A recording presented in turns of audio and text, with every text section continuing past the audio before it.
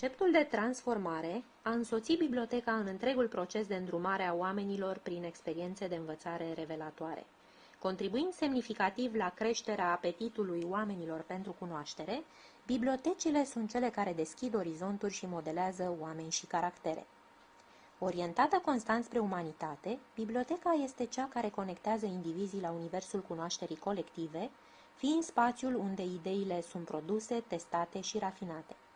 Cea mai mare provocare este de a aduce oamenii în spațiile bibliotecii, de a-i fideliza și de a le cultiva interesul pentru învățarea autentică. Cunoașterea, sub toate formele ei, are la bază curiozitatea de a descoperi, de a asimila și de a genera cunoștințe.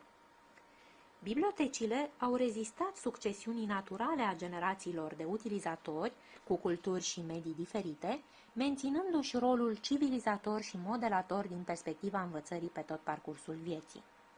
Pentru a rămâne dedicate misiunilor educative și de susținere a cunoașterii, bibliotecile au găsit noi modalități de a crea conexiuni mai profunde cu utilizatorii lor. Ca ființe spirituale, intelectuale, emoționale și fizice, dornice să evolueze cognitiv și social, oamenii trebuie să sedimenteze cunoștințele existente, să le recombine și să le aducă la suprafață într-un mod personal și autentic. Reconstruind cunoștințele într-un mediu de învățare experiențial, plin de inspirație și capabil să hrănească dialogul și procesul de învățare transformator, bibliotecile sunt din ce în ce mai mult percepute ca spații pentru germinarea ideilor inovatoare. Bibliotecile fac apel în mod constant la curiozitate și entuziasm pentru învățare și descoperire, atât din perspectiva celor care învață, cât și a celor care facilitează procesul de învățare. Teritorii de învățare transformativă, bibliotecile stimulează reconfigurarea bazelor de cunoștințe preexistente ale utilizatorilor. Pentru aceasta, este nevoie de reinterpretarea cunoștințelor într-o logică nouă, care predispune la reflecție, întrebări personale și introspecție, rezultând o înțelegere mai profundă a lumii exterioare. Din perspectiva învățării transformative, biblioteca joacă un rol esențial în cultivarea sentimentului de apartenență la o comunitate de co-creare de valoare. Bibliotecile stimulează cultivarea creativității, atât a celor care studiază, cât și a celor care facilitează învățarea. În comunitățile de învățare eterogene de astăzi, care valorizează din ce în ce mai mult creativitatea și co-crearea, bibliotecile reprezintă ecosisteme de cunoștințe, abilități și comportamente care încorporează know-how colectiv și îl fac accesibil publicului larg.